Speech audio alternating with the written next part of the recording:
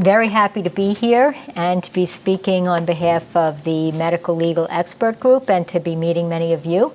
Thanks for those kind words, although I have to say it's not true in that I think there's a lot more expertise here than I have, certainly in California and the QME and AME system, as I know many of you have been doing QME and AME exams for many years. Can you raise up the seat? Yeah, let's see. And unfortunately, the microphone is only for the camera. You gotta. Oh, project. Okay. All right. So I'll try to speak a little more loudly than I normally do. Is that better? Yeah. Okay. All right. So one of the things we'll be doing today is actually going over the guides in general, kind of an overview, because there's a variety of participants here that are at different stages of their career. Certainly, as I look around, I see individuals that I'm sure have had many years of experience, and then we've got some people that are fortunately new to the system, so we keep bringing in, hopefully, new and younger individuals with their perspectives. So I'll be going over a little bit about kind of general AMA guides principles, some of which you've heard earlier with Dr. Lewis. We'll go over some common conditions and some rating approaches. Also, what some of the QME and AME report components should contain. So how do you basically make sure that you cover all the bases in terms of writing your reports? I'm also going to give my perspective on causation, and also we'll go into a little bit about apportionment. And fortunately, we have a really superb legal panel here later. And so what I'd like to do is then focus a lot of my comments today on some of the medical questions and then leave a lot of the legal aspects to our panel discussion later. In addition to going over some of the definitions which you've heard before about impairment and disability, and we'll also be talking a little bit about when you combine, when you add, in terms of some of the different areas and chapters within the AMA guides. So you're familiar with and you've heard before about basically paying attention to the definitions of impairment. I think an important point, which again, you experienced providers or QME providers know, is that impairments can either be rateable or non-rateable. So not all impairments are rateable. And the question always arises, well, when is something rated, when is it not? You know, if something is superficial and it really doesn't seem to have any impact on activities of daily living, then that's something that typically is not rated. However, certainly if they've got other impact, and even in the area of the skin. So if you have someone that has a significant laceration and maybe they've got some musculoskeletal complaints from it or decreased range of motion, but they also have some disfigurement, I wouldn't hesitate to rate that necessarily as well in the dermatology chapter for the skin, because it can be disfiguring, it can be problematic for the individual, you know, certainly depending on where it's located. They may need to use sunscreen at some point. So it can impact their life. It often does impact their life. And again, I think that's actually a rating method that is underutilized. Disability, according to the guides, as we've heard the definition before, again, it's important for us to identify what is actually disabling about the particular condition. And you've heard about, and you know about maximum medical improvement. So basically the condition is well stabilized, unlikely to change in the next year with or without medical treatment. Again, I think this brings up some important considerations. If you think an individual is really at maximum medical improvement, but they need additional medical care, or they can get a little bit of additional medical care and that medical care will improve them a bit but not significantly, well, do you say they're at MMI, which I've heard some people say, yes, do that and put it in future medical care? Or do you basically say at that point, well, they're not at MMI, let's give them some more physical therapy? So I think that would be maybe an interesting point for discussion later. I'm not sure how any of you handle that particular matter, but I've seen it basically looked at in both ways. So in terms of some key principles in chapters 1 and 2, what I'd like to say is that a lot of these key principles were things that we discussed quite a bit when we were drafting the 5th edition. It's a significant departure from the 4th edition in terms of some of the principles. And so there was a reason for all of these, and I'll go through some of that a bit here. So the impairment ratings, as we said, they're based upon the condition severity and the impact of ADL. So why does that become especially important when you're actually developing an impairment rating? Well, as you've probably noticed, certainly in the internal medicine chapters of the guides, there are very large ranges. And so the question was raised, well, how do you actually guide someone to know where within that wide range the individual should fall? And so one of the ways to make that assessment is by really understanding their activities of daily living in reference to their condition. So we'll go through some examples of that. Numerical ratings are always rounded to the nearest whole number. Usually if there's a decimal, it's rated upwards or rounded upwards. The importance of integrating subjective and objective factors. In the cases of normal, so the guide's normal values are based on population values, but in some cases individual comparisons are most important. So that's why the guides really references, comparing the right to the left, or in the case of someone who may have been very physically active beforehand, who was an asthmatic, but their pulmonary function tests are generally quite good. In those instances, you've got discretion as to what normal you use.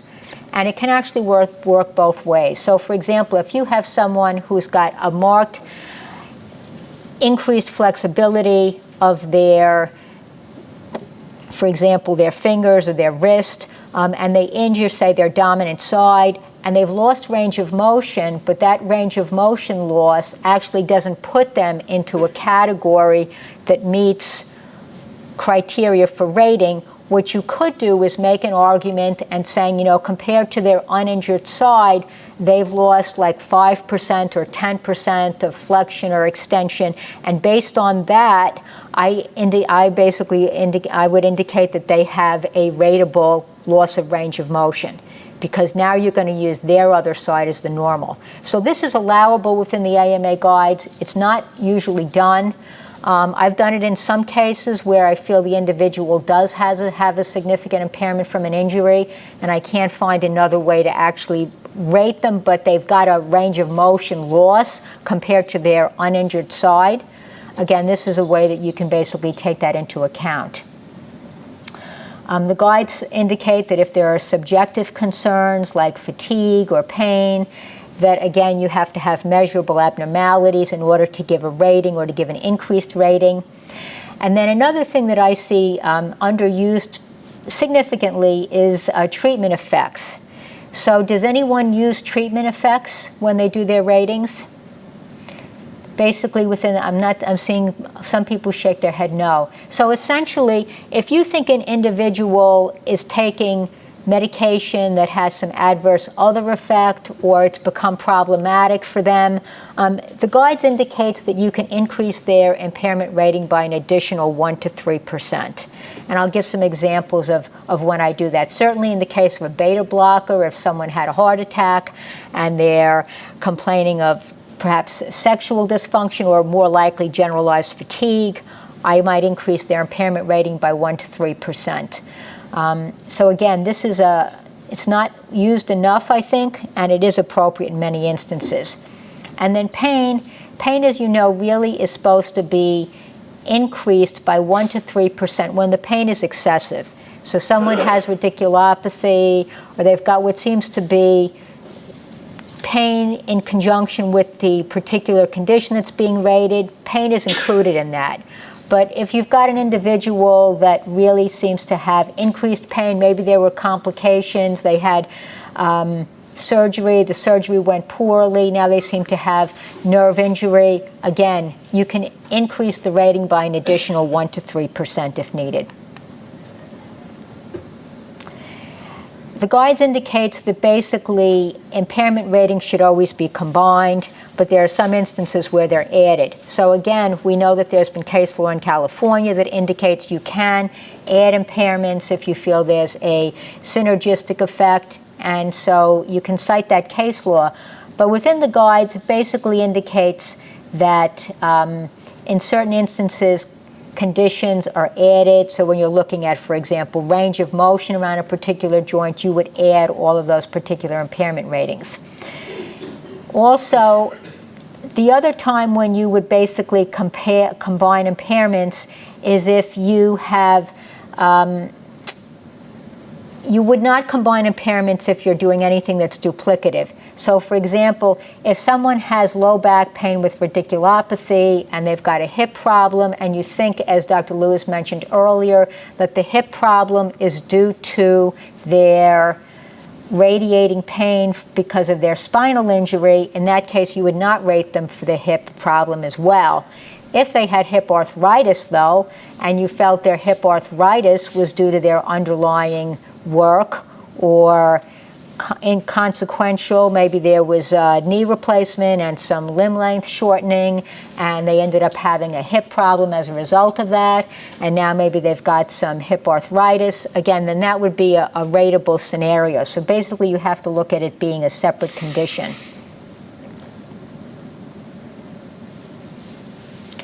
If they also have arthritis, though, like for example, if they've, so in a case where they've got low back pain and radiculopathy, and well, this is kind of what we were referring to, if they have arthritis of the lower extremity, so they have hip arthritis, and you think that is work-related because maybe they've been doing heavy lifting or had some other work-related injury, then again, that would be rated.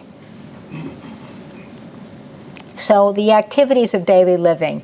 It was discussed that essentially, it includes a scope of activities excluding work, and that was done specifically because their work ability really gets into the arena of disability. And so we wanted to try to keep impairment and impairment rating distinct from the concept of disability.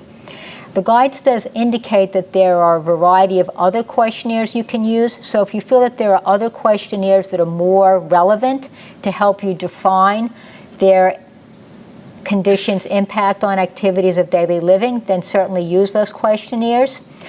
The guides indicate you can really use any type of questionnaire that is validated. And again, the ratings within the category, you narrow the range down, or you narrow or select your particular value based on the impact on activities of daily living. So if you look at, for example, the activities of daily living, you can see it's a broad list because it was meant to reflect a variety of impairments. You know, whether it's hand, whether it's back, whether it's some internal medicine conditions. And one way of actually using the activities of daily living is to develop a list and then actually take a percentage. So for example, what you could do is see how many of their particular activities are impacted. You know, are we looking at 0 out of 1 for physical activity, but 1 out of 1 for sensory, like maybe they've got a problem with their hands. And you could look at what the overall score is, as in this case, say that 69% of their activities of daily living are impacted, and the rating range is 1 to 9%, well then you could say, well, 70% of that 9% have been impacted, and so you can come up with an impairment rating of 6%. I have actually only had to do this a few times. Most of the times if I select a particular number within a range, I don't usually get a lot of pushback, but I have had different attorneys depose me and want to know specifically how I came up with the rating. And so in some instances, I found this method to be helpful. It can also be helpful if, for example, you have someone who has a limited but a significant impairment, say they've got essentially a shoulder impairment, and you don't feel that and you've got a range to work with, and you want to put them in the higher end of the range. Well, you could use a questionnaire that would focus on basically the shoulder and the upper extremity.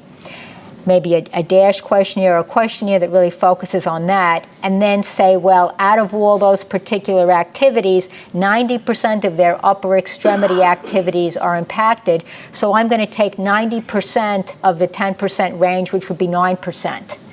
So there's some ways that you can essentially use different questionnaires or different methodologies to justify what you think is the appropriate rating within the range, and I think make it defensible when you're deposed.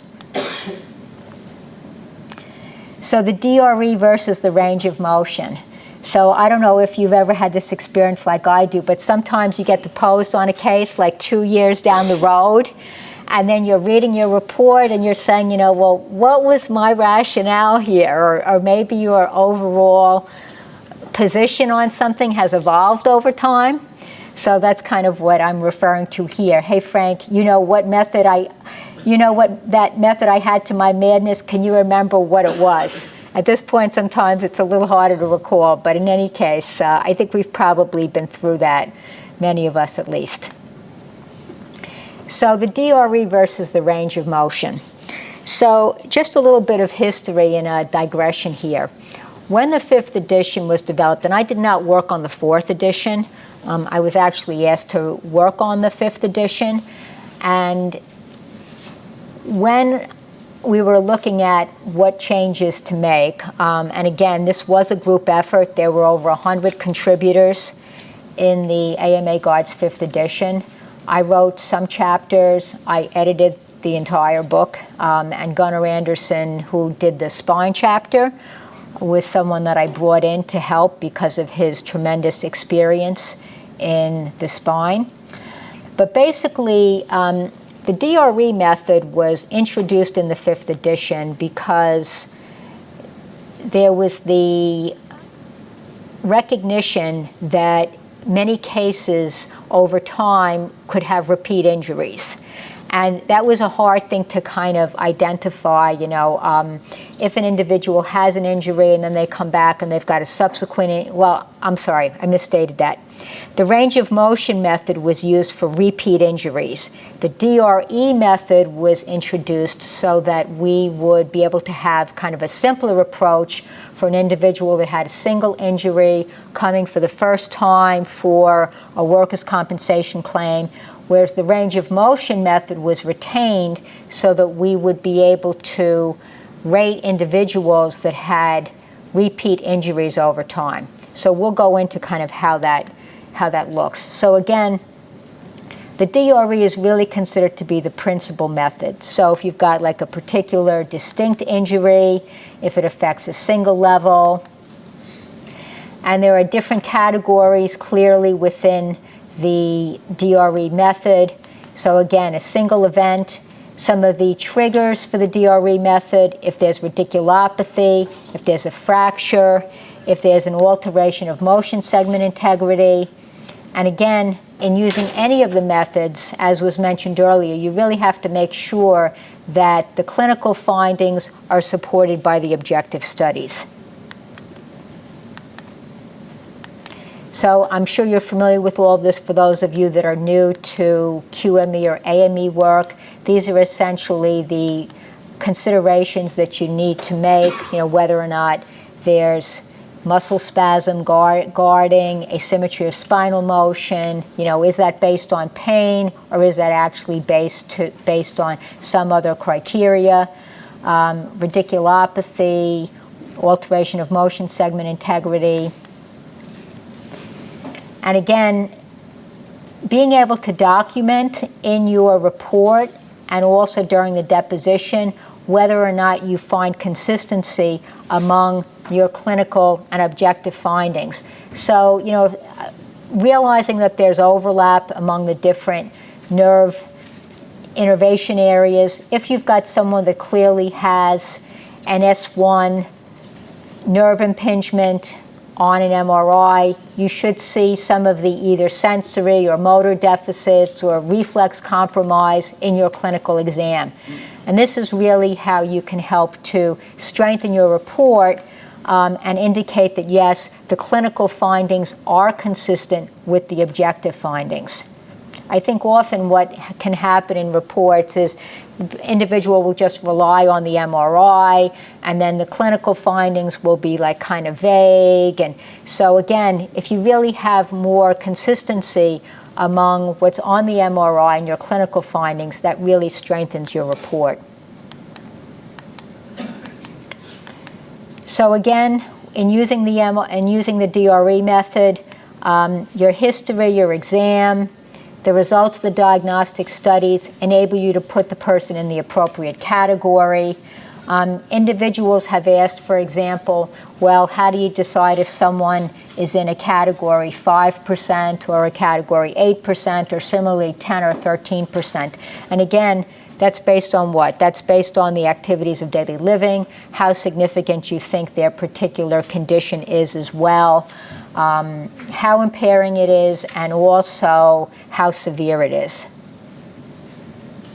I've seen individuals then add an additional 3% for pain on top of the value. So for example, they'll go 13% for a documented radiculopathy and give them an additional 3% for pain.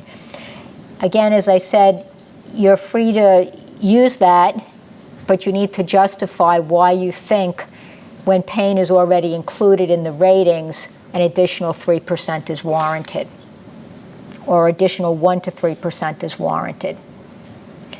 So the DRE is preferred. The range of motion is important. It does have much more limited use. So for example, in cases where you have an individual, this is a case of a tree trimmer, he's got chronic low back pain, he fell, he was holding a heavy tree trunk, he had clinical findings of radiculopathy, he had an MRI that showed multi-level disc bulges and herniations in the same spinal region, in the lumbar region. He had EMG nerve studies positive for neuropathy at the L5-S1 level only. So the question is, well, do you put him in the range of motion because he's got basically in the lumbar region multiple herniations, or do you put him in the DRE? And according to the way the guides was actually developed, it's recommended that you would put this person in the DRE.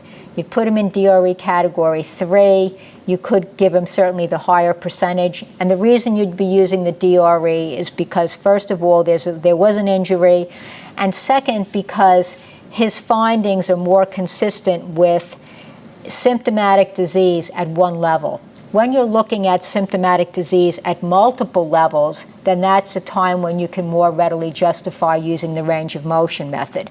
But if the symptomatology corresponds to one level, then that's really where the DRE is meant to be used. And this is basically from the guides indicating, when to use the DRE versus when to use the range of motion. So again, range of motion would be used if there was an illness or injury at multiple levels and those levels are symptomatic, and you can indicate and justify that in your report. If there's a repeat injury or a new injury in the same region. So for example, if they had a rating previously and they had a recurrence, so maybe they had a re-herniation at that level or another level within that lumbar region or the cervical region, then you would use the range of motion.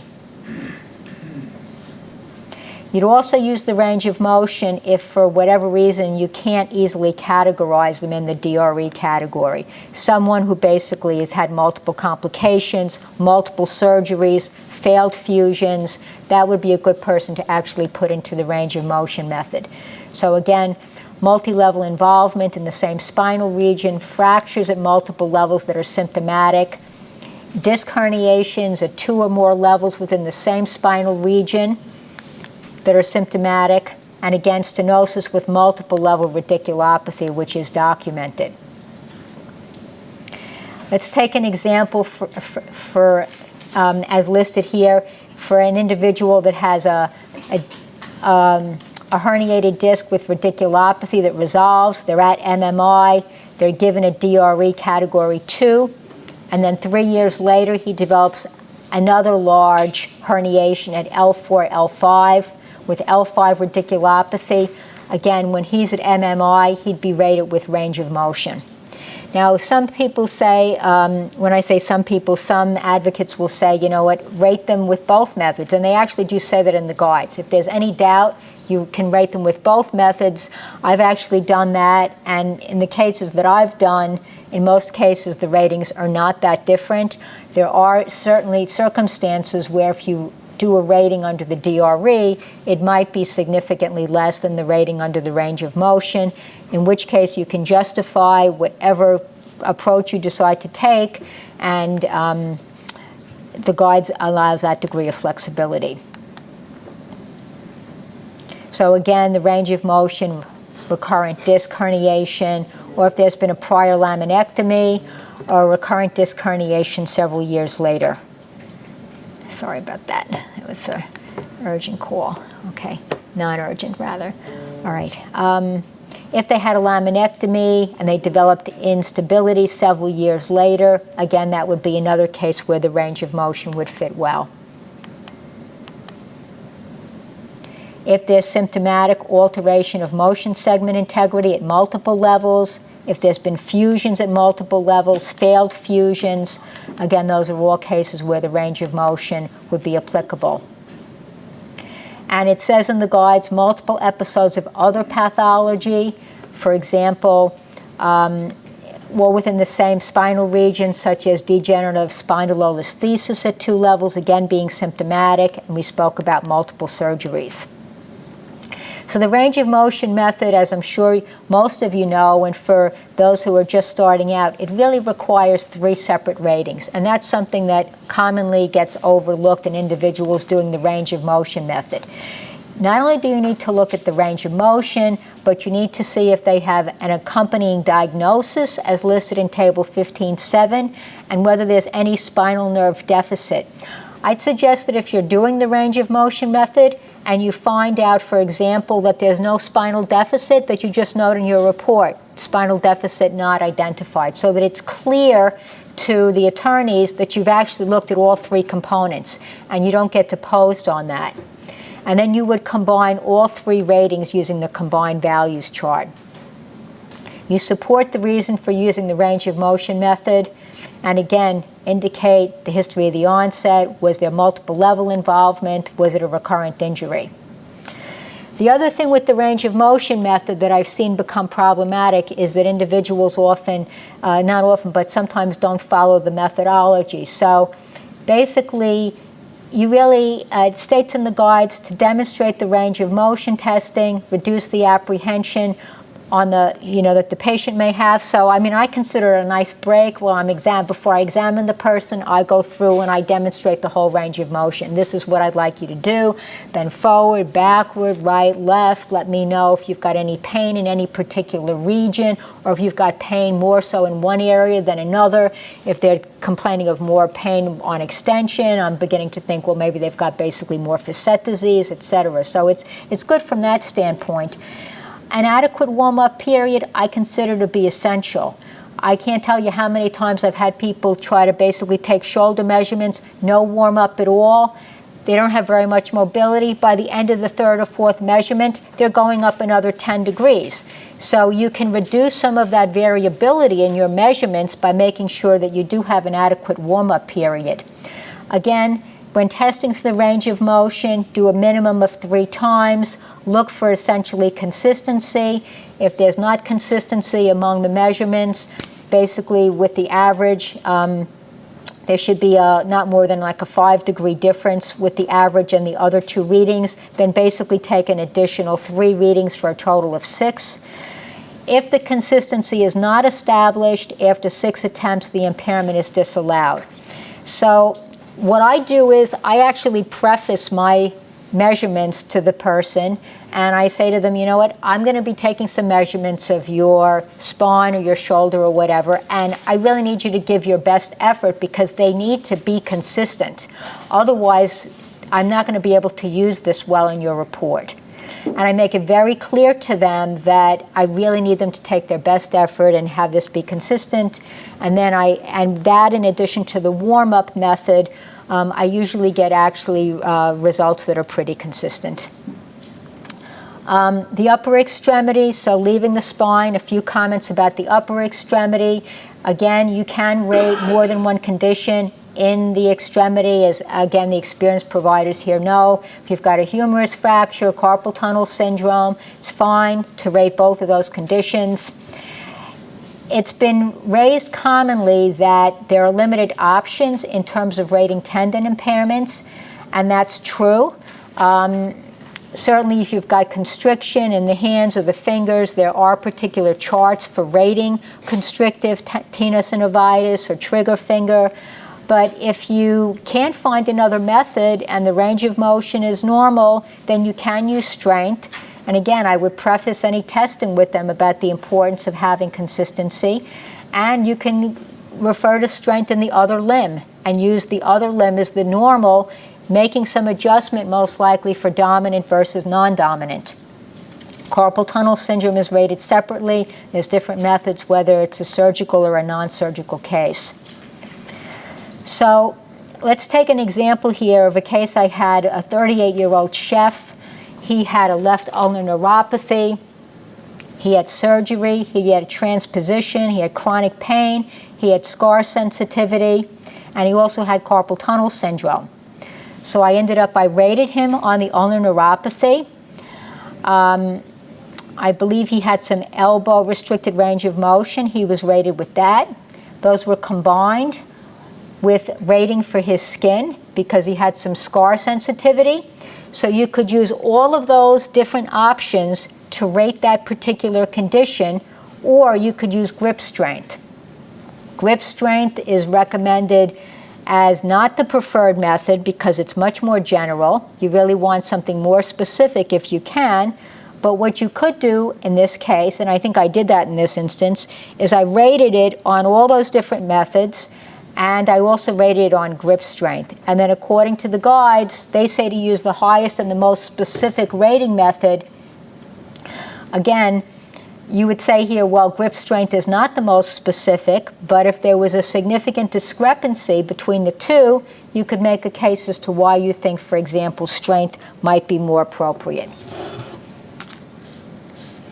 Why you have scar sensitivity or grip strength and grip strength? You only, it's one or the other? It would be one or the other, yes. So you wouldn't be using grip strength with those other methods, but you would be using, yes, you could use scar sensitivity with grip strength. So I think that's actually misstated on the slide. Thank you. Because actually, if you're going to rate for the skin, that would be totally separate outside of the musculoskeletal, so you could combine that with grip strength. Okay, a few comments on the respiratory chapter. Again, I think this is probably an overall rating method that's underused. And for any of you that are essentially seeing patients that are laborers, that are working out of dust, may have complaints of chronic cough, shortness of breath. Certainly, it would be important for you to refer them to your colleagues to see whether or not they might have reactive airways disease or asthma. This was actually a very controversial chapter in the guides. You wouldn't think it, but it was, because essentially what it does is it gives a rating to anyone that has asthma. Or if they've used an inhaler and you believe that it's work-related, they will basically get a rating, and the rating would be between 10 and 25%, assuming that you can document a diagnosis of asthma, which may be either with a methacholine challenge test, if their regular pulmonary function tests are normal, or at another time post-shift, if they happen to be symptomatic at the end of a work shift. The lower extremity chapter, I'm sure you're familiar with this. Essentially this table, which tells you what methods you can and can't combine, the diagnosis-based estimate table. So again, for individuals that have had a meniscectomy, I know one of the concerns that's been raised is that often the ratings for meniscectomy are low. And so what I'm always careful to do is to make sure that I assess other things in the knee that might be problematic in terms of their function. So for example, do they have arthritis? Do they have chondromalacia? And if you're indicating that the individual has worked in heavy labor, then you can basically combine a rating for meniscectomy with a rating for arthritis, with chondromalacia. So I'll end up getting plain x-rays as well, flexion extension films, to see whether there's any additional arthritis of the knee that might also be rated and justified as occupational. The digestive system, again, we changed some of the ratings in the 5th edition so that they were more consistent. But the point I wanted to make here is that you would combine different areas of impairment for different areas of the GI tract. So for example, if they have a small intestine problem, in this case the person had mesothelioma, they had surgery, and if they actually also had, and they had a lot of their intestine removed because of the mesothelioma, they would get a rating under the small intestine, they would get a rating under the large intestine, and then if they developed later an incisional hernia, they could get a separate rating for the hernia. I know that there's been questions raised about the and/or in the actual hernia chart, and I know that was raised earlier. I was discussing with someone about the GI table as well.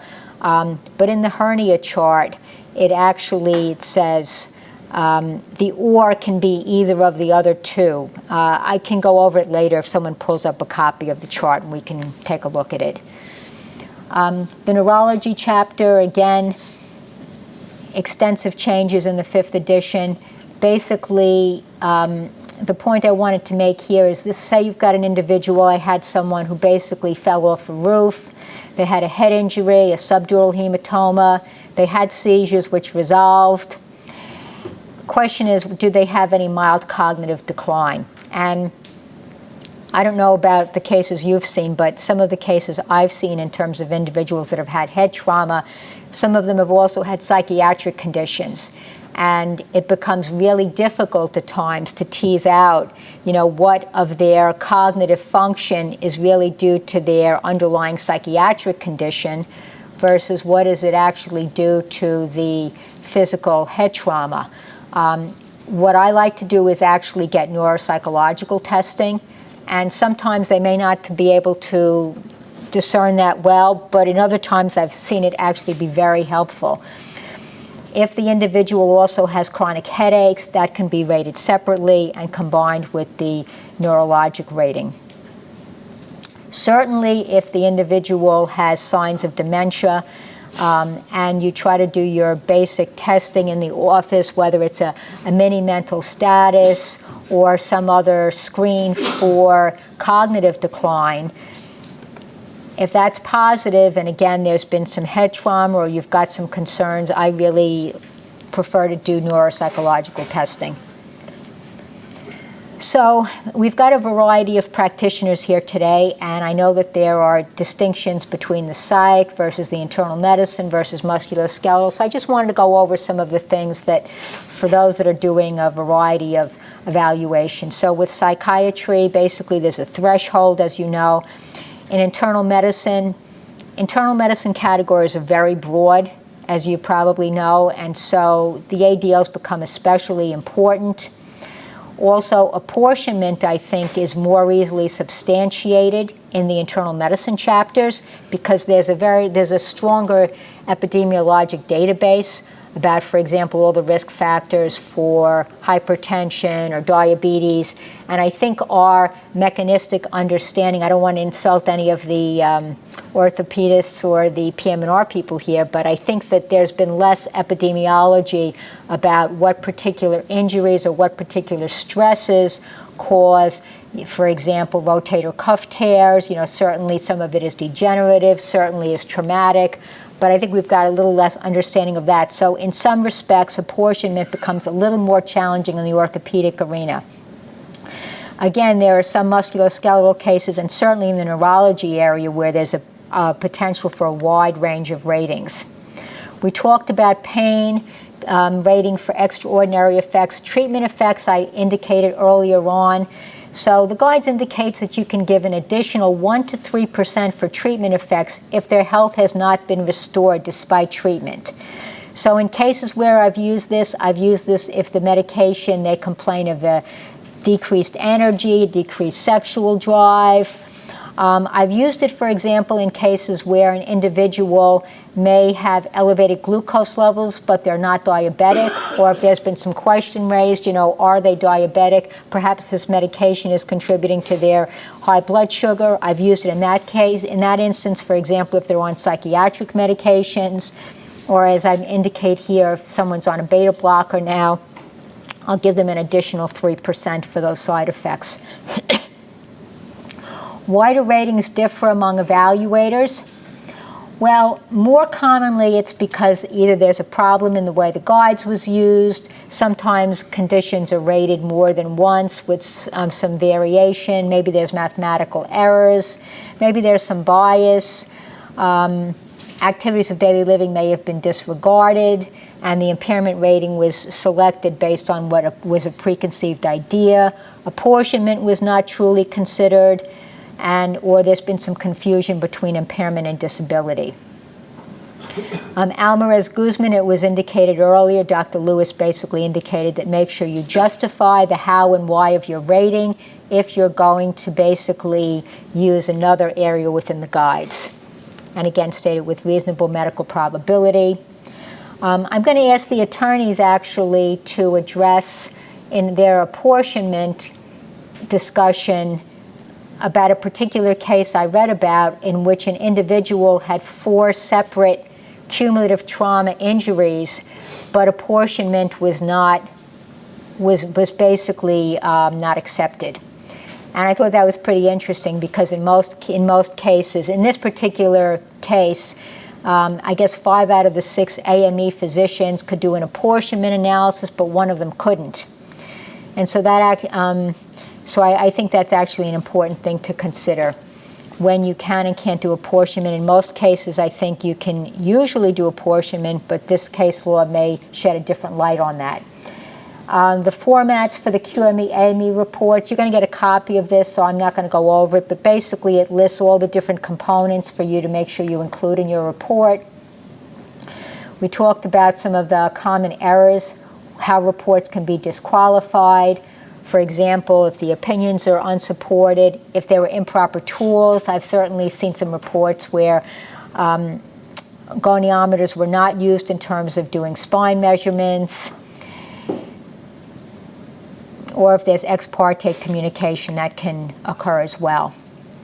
So time-wise, Susan, can I go to maybe 11? Okay, all right, so we'll go a little bit more on some of these others here, and then the rest you can have as handouts. So I don't know if any of you like Monk or used to watch Monk. I'm a big Monk fan. Well, saw him on Broadway, it was great, and anyway, I like Tony Shalhoub a lot. Causation. I see causation done a variety of different ways, and I just wanted to go over some comments, some questions I've been asked. Specifically for causation, it's really important for you to determine whether the particular factor did cause the permanent impairment, and also to consider it based on scientific evidence. So I actually like to do medical literature searches, and I always include them in my reference list. There's a particular sequence of events to consider for causation. So did the event occur? Did the exposure occur? Sometimes there's some doubt. Is the individual credible? No one else witnessed the accident. It was a post-termination claim. Based on the medical evidence and based on what's in the medical literature, is it likely that that particular mechanism of injury caused that particular problem? And is that medically probable? So Ken Rothman is a well-known epidemiologist, and he basically has come up with something called this causal pie model that basically says that A to E add up to sufficient causes, and every sufficient cause has component causes. So if you have the particular components that are present, then you'll essentially get the development of the disease. So if you look at, for example, a model of gluten sensitivity or celiac disease, so what's necessary is that the person have a genetic susceptibility and that they have dietary gluten. But then there are other causes as well that may be sufficient if they have, for example, dietary gluten, like maybe, well, they indicate here infections. So if they have infections and they've got genetic susceptibility and they have dietary gluten, then that person will get celiac. So it's important when you do an analysis to actually look at what are sufficient causes and what are necessary causes. And that analysis really can vary. There's a different hierarchy of proof. For example, is it in terms of epidemiologic evidence, is it highly likely, moderate, insufficient, or limited? And from a mechanistic standpoint, is it a strong mechanism, intermediate, weak, or lacking? So all of these basically would be considered when you're determining whether something is work-related. My personal approach is regarding the musculoskeletal exposures. When you get a very detailed history, and I often ask the individual to describe their typical workday, describe the type of activities they were doing when they were injured, but especially to describe their typical workday.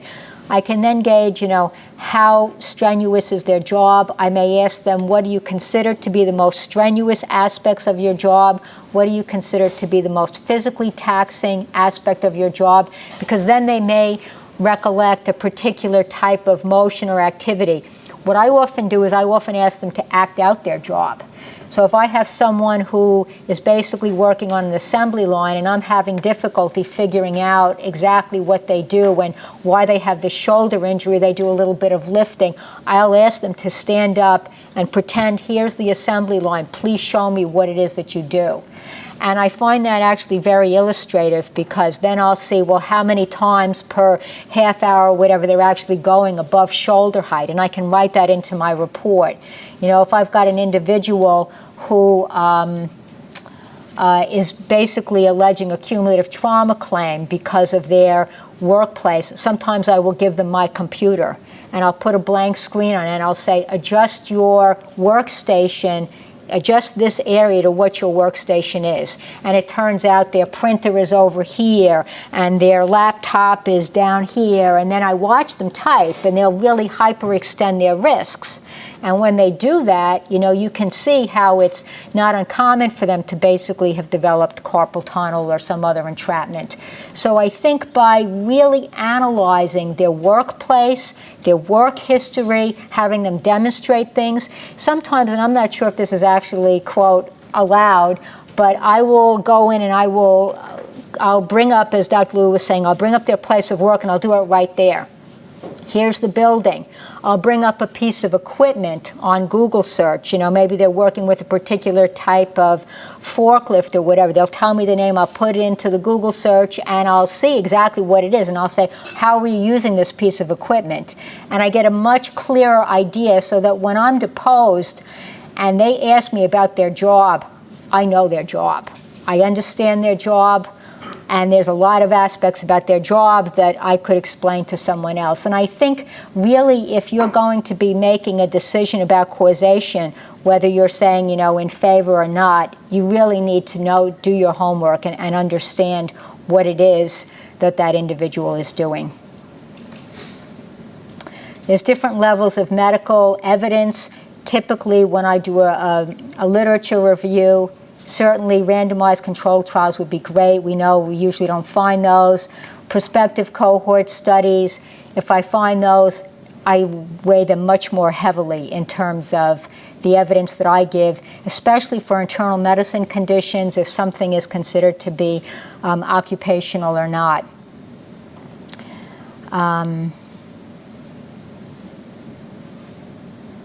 If you're going to say that something is non-industrial, especially in the musculoskeletal arena, you really have to support that well, that there are other non-industrial causes that were their sole cause. And certainly in the musculoskeletal arena, I think it's more difficult to do. I think in the internal medicine arena, it's probably more easily justified. Just wanted to also indicate that, for example, the overall thrust now in occupational health is really towards the whole idea of total worker health. And this is just my personal opinion, but if I'm actually doing an evaluation and I indicate that there's apportionment, I like to explain in my report about the other risk factors that led to that person's injury, because I personally think that if you have an individual who believes that the work was the sole cause of their injury or illness, and they think that their, for example, knee arthritis and meniscal tear is only due to their work injury, but that their obesity doesn't have any impact on it, that we're not really doing that person, any favor. And then they end up also with the mindset, I think, of feeling that work is to blame and they're a victim, and that does not help them in terms of their long-term quest for healing and recovery. So again, when I write my reports, I try to give more background when appropriate for the importance of non-work-related factors, also recognizing, though, that workplaces are hazardous, that appropriate ergonomics are often not used, that individuals are overworked in terms of overtime, and those particular responsibilities certainly lie on the employer.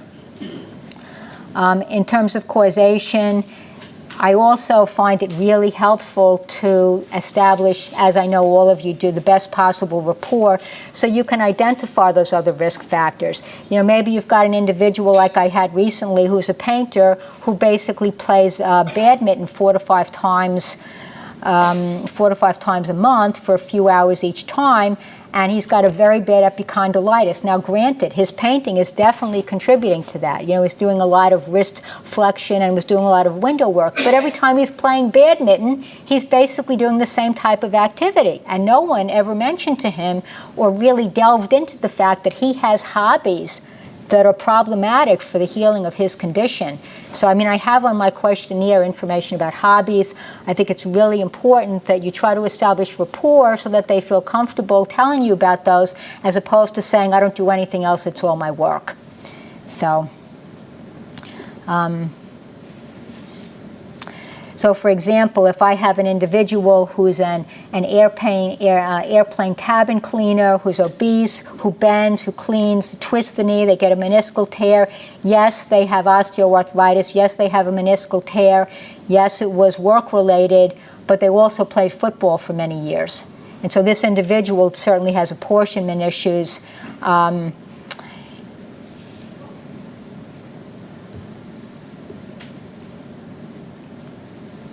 If, however, I've got a case of a middle-aged teacher, falls on their buttocks, develops bilateral shoulder pain and low back pain, and the question is, well, you may say that the low back pain may have been basically triggered by their fall, but what about their bilateral shoulder pain?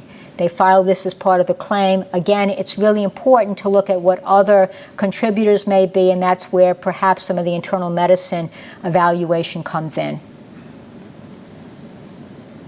I had another individual, for example, a police officer, herniated disc, re-injury, recurrent low back pain, was surprised that she had a vertebral fracture, but it turned out that basically she had had a hysterectomy, she hadn't been on estrogen for many years, we got a bone density, and she was severely osteoporotic. So she had a stress fracture due to the osteoporosis as well as her smoking, and these were contributors as well to the fact that probably, she sits in the patrol car for many hours, and that's not helpful for her back.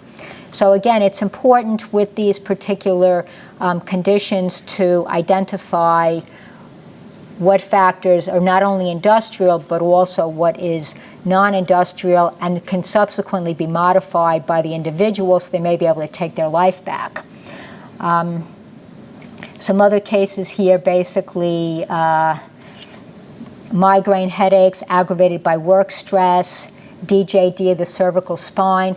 In a situation like this, if the person doesn't appear to be doing anything that's that causative in terms of the medical literature causing degenerative cervical spine disease, then this is kind of a case where you really have to question whether the causation was occupational.